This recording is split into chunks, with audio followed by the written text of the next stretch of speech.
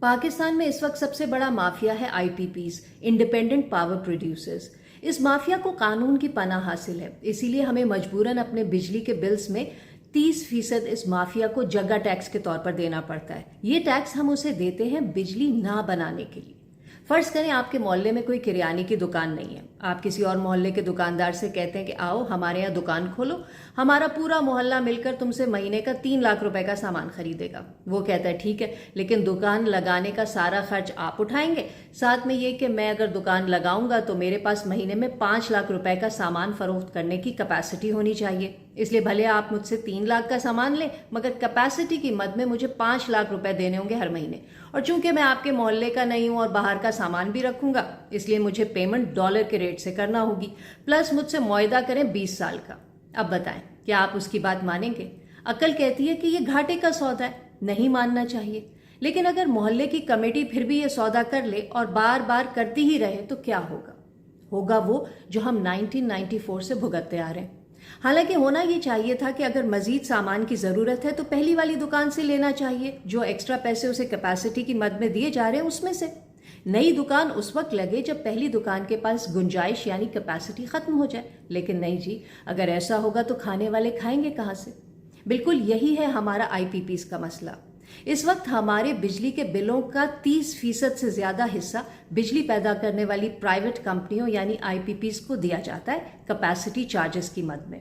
IPPs को 2 किस्म की अदायगियां की जाती हैं, एक उस बिजली की जो वो बनाकर हमें बेचते हैं और दूसरी उस बिजली की जो वो नहीं बनाते, मतलब कैपेसिटी चार्जेस की। तो किस्सा कुछ यूं है कि 1994 में जब मुल्क में बिजली का बहरान संगीन हुआ तो पीपल्स पार्टी की हुकूमत ने आईपीपी से ऐसे मुआहदे किए कि कुछ ही अरसे में उन कंपनियों को मुफ्त पैसों की लत लग गई। पीपल्स पार्टी के बाद मुशर्रफ हुकूमत, फिर मुस्लिम लीग नून की हुकूमत, सब ने अपने अपने दौर में कुल मिलाकर कोई 90 आईपीपी से मुआहदे किए और हर एक को डॉलर्स में कैपेसिटी चार्जेस दिए जा रहे हैं। जब साल साल से हम उस बिजली के पैसे दिए जा रहे हैं जो है ही नहीं लेकिन जरूरत पड़ने पर तैयार की जा सकती है, तो माजी की हुकूमतों ने सनतों को फरोग क्यों नहीं दिया? इससे एक्सपोर्ट्स बढ़ती और फॉरेन एक्सचेंज भी। इन आईपीपीज की कैपेसिटी के मुताबिक मुल्क में सनतें लगती तो हमारा पैसा मुफ्त में किसी की जेब में ना जाता, लेकिन ऐसा हुआ ही नहीं। या फिर आईपीपीज की तादाद कम से कम रखी जाती और हर एक से उसकी फुल कैपेसिटी के मुताबिक काम लिया जाता। वो भी नहीं हुआ, क्योंकि हुकूमतों को पता था कि पैसे उनकी अपनी जेबों से तो जाने नहीं है, तो मचाओ लुट। बिजली की कीमतों का बहरान इसलिए मजीद शर्मनाक है क्योंकि हम ज़रूरत से ज़्यादा बिजली बना सकते, लेकिन उस बिजली को आवाम तक पहुंचा नहीं सकते। हमारे पास बिजली को सार्फिन तक पहुंचाने का ट्रांसमिशन सिस्टम बहुत ही पुराना, ख़राब और नाकाफ़ी है। इन तमाम आईपीपीज के पास 38,000 मेगावाट बिजली बनाने की कैपेसिटी है। हम 38,000 मेगावाट के पैसे देते हैं, लेकिन हमारे पास आवाम तक सिर्फ 18,000 मेगावाट बिजली सप्लाई करने का सिस्टम है। तो जब सिस्टम ही नहीं है तो धड़ाधड़ आईपीपीज से मुआहदे क्यों किए गए? इन आईपीपीज का कहना है कि दुनिया भर में कैपेसिटी चार्जेस लिए जाते हैं। ओ भाई, दुनिया भर में तो ईमानदारी से भी काम होता है, तो वो भी करो। सेनेट की कायमा कमेटी बराए तवानाई के हालिया इजलास में जब 90 में से सिर्फ 3 आईपीपीज के खाते खोले गए तो उनमें अरबों डॉलर की करप्शन सामने आई। 2019 में भी सेनेट कायमा कमेटी रिपोर्ट में कहा गया था कि आईपीपी से न सिर्फ करप्शन और फ्यूल चोरी का पैसा निकलवाया जाए बल्कि उनके असासे भी जब्त किए जाएं। सिर्फ 5 आईपीपी से कोई 40 अरब रुपए वापस लेने की बात हुई थी। सोचे 90 कंपनियों से कितने वापस आएंगे? एक और बात ये सामने आई कि 1994 में जो 16 आईपीपीज थी उनके मालिकान गैर मुल्की थे, तो चलो डॉलर्स में अदायगी तय पाई। बाद में तो सब के सब मकामी थे, तो उनसे किस खुशी में डॉलर्स में डील हुई? इस वक्त तकरीबन तमाम आईपीपीज मालिकान मकामी सरमायादार हैं, मतलब पाकिस्तानी मईशत की कश्ती को हमारे अपने ही डबोर हैं और उन्हें कटहरे में लाने वाला कोई नहीं है। इस रवा माली साल में बिजली सार्फिन को कैपेसिटी पेमेंट्स की मद में 2000 अरब रुपए से ज्यादा देने हैं। जी हाँ, 2000 अरब रुपए हमें उस बिजली के देने हैं जो बनाई ही नहीं जाएगी, यानी आईपीपीज को पावर प्लांट बंद रखने के पैसे दिए जाएंगे। 2013 में जो कैपेसिटी पेमेंट्स 200 अरब थी वो आज 2000 अरब हो गई हैं।